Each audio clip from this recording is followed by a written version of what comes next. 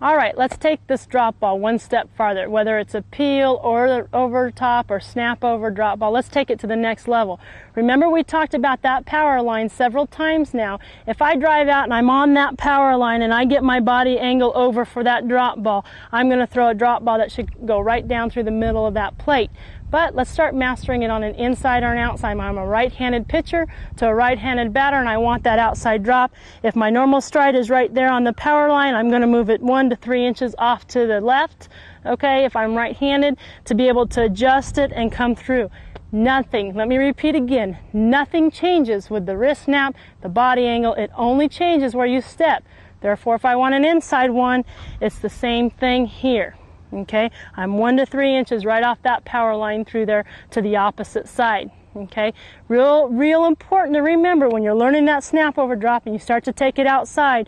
The biggest thing you don't want to see is I don't want to see trunk rotation taking. I want to see wrist snap, and everything stays the same and follows where your power line is. Real important to note that power line really hasn't changed. You've just stepped and made your power line another straight line about a 1 to 3 inch off from the original power line you had stepped up or set up from your original step. Okay, one last trick. Remember, we talked about a batter. The biggest thing we want to confuse them about is where they're going to hit it, location, inside, outside, up or down is what we've covered in this tape. Now let's just throw in one more element of surprise, and let's talk about the off-speed drop ball. Very hard to throw an off-speed rise ball, and most off-speed rise balls I've seen have gone over a 200-foot fence, so we don't want those. We want off-speed drop balls.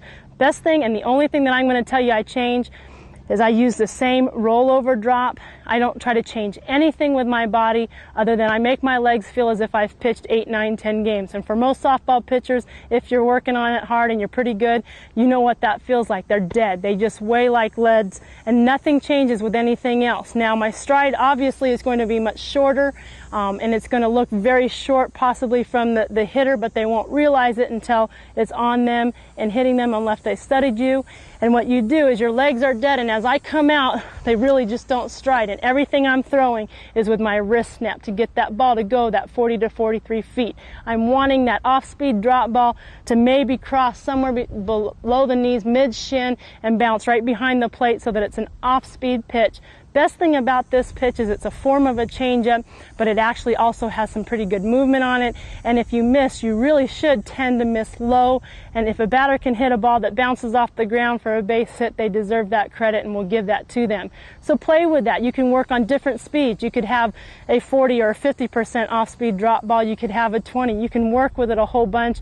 And the best thing about it is it throws in one more factor. Now we're changing planes, but we're also changing speed.